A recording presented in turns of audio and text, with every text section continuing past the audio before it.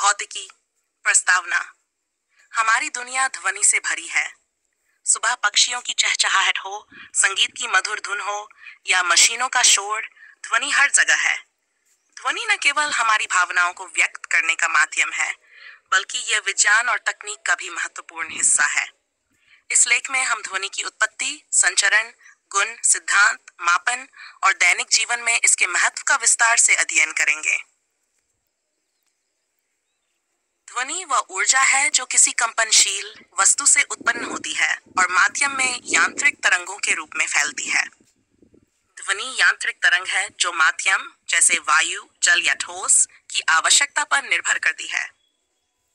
ध्वनि तरंगों का प्रकार: अनुदैर्ध्य तरंगे एंड ध्वनि उत्पत्ति। जब कोई वस्तु कंपन करती है तो आसपास के कण भी कम करने लगते हैं और ध्वनि उत्पन्न होती है। उदाहरण: ड्रम की झिल्ली का कंपन, वायलिन की तार का कंपन, हमारे स्वरयंत्र का कंपन। ध्वनि संचरण: ध्वनि को प्रसारित होने के लिए माध्यम आवश्यक होता है। ध्वनि ठोस में सबसे तेज, द्रव में धीमी और गैस में सबसे धीमी गति से चलती है। में ध्वनि नहीं फैल सकती। ध्वनि की गति: वायु में ध्वनि की औसत गति पर v लगभग 12 लोहे में लगभग 5 मीटर पर सेकंड। ध्वनि तरंगों के गुण: आवृत्ति f, 1 सेकंड में पूरे होनी तरंगों की संख्या। साई मात्रक हर्ट्ज, तरंग दैर्घ्य, 2 संपीड़नों या विरलनों के बीच की दूरी। वेग वेलोसिटी v।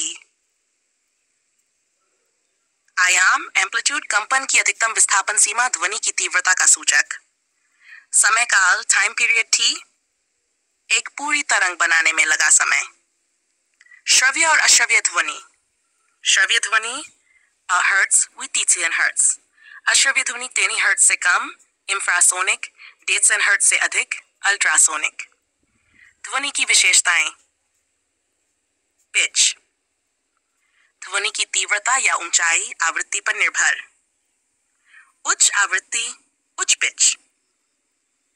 ध्वनि की तीव्रता आयाम पर निर्भर। मात्रक डेसिबल।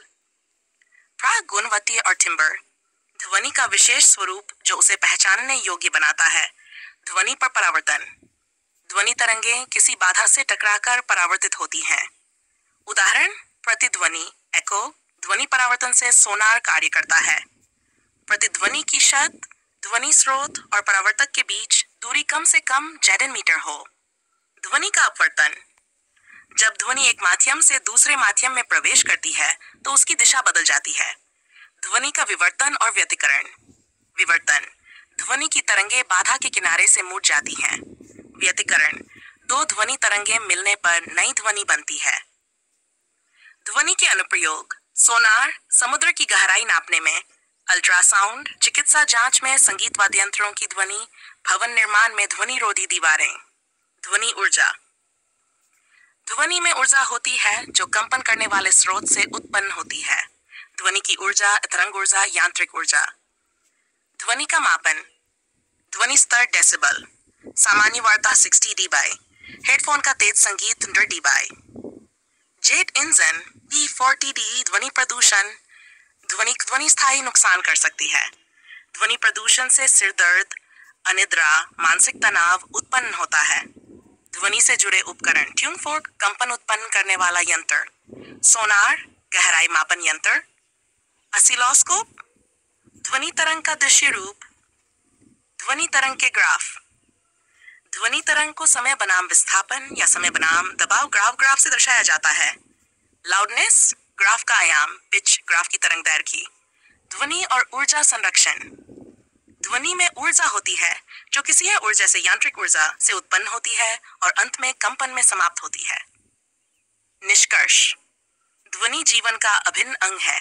यह संचार का आधार है और विज्ञान व तकनीक में इसकी उपयोगिता अपार है। ध्वनि के सिद्धांतों को समझकर हम न केवल संगीत और संवाद को बेहतर बना सकते हैं, बल्कि चिकित्सा, उद्योग और रक्षा में भी इसके नए उपयोग खोज सकते हैं। ध्वनि प्रदूषण पर नियंत्रण और ध्वनि ऊर्जा का विवेकपूर्ण उपयोग ही हमारी जिम्मेदारी है। यदि आप चाहें तो मैं इस स्क्रिप्ट को चार्ट्स, उदाहरणों, प्रयोगों या YouTube वॉइस ओवर स्क्रिप्ट में